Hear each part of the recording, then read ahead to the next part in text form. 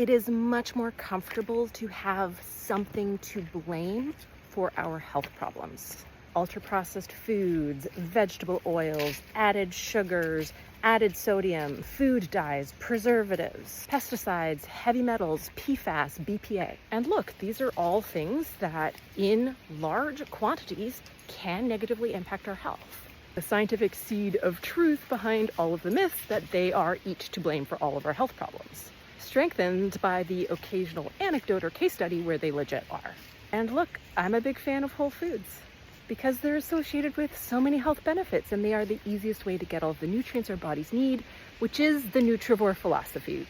Everything I do is centered around that.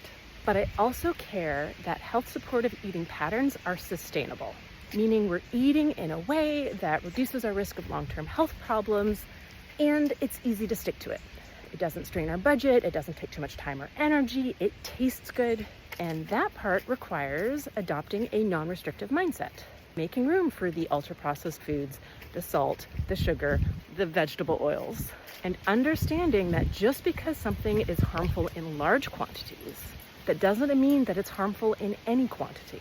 And a healthy diet absolutely has room for foods laden with additives and preservatives and not much nutrition. And a sustainable healthy diet necessarily makes room for those foods.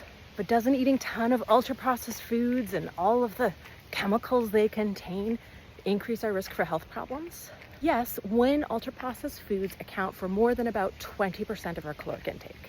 But also, the definition of ultra-processed foods is imperfect.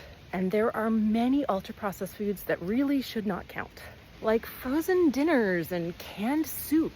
But in addition, it is unclear in the science why diets overabundant in ultra-processed foods increase risk of health problems. We want to blame the sugar, the salt, the vegetable oils, the additives, the preservatives, the contaminants, and the pollutants. But studies also show the more ultra-processed foods we eat, the lower our intake of essential nutrients.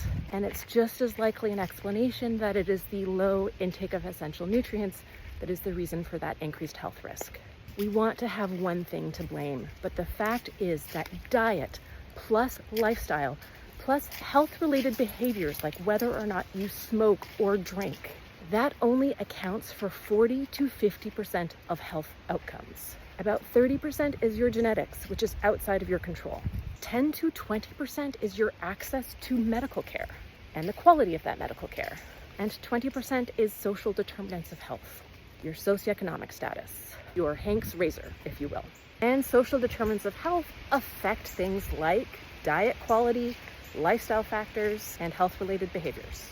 Which means that even if we start with the baseline of diet plus lifestyle plus behavior is 40 to 50% of our health outcomes, that's still not the same as saying that that's entirely within your control.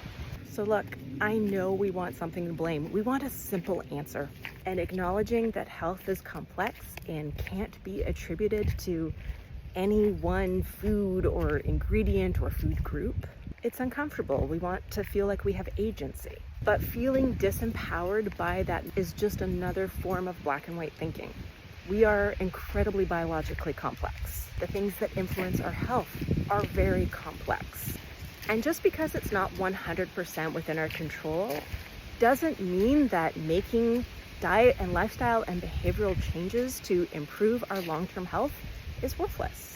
So instead of feeling defeated by that knowledge, use that information to set realistic expectations and goals, and as permission to look for ways to improve diet and lifestyle and behavior that doesn't involve restriction.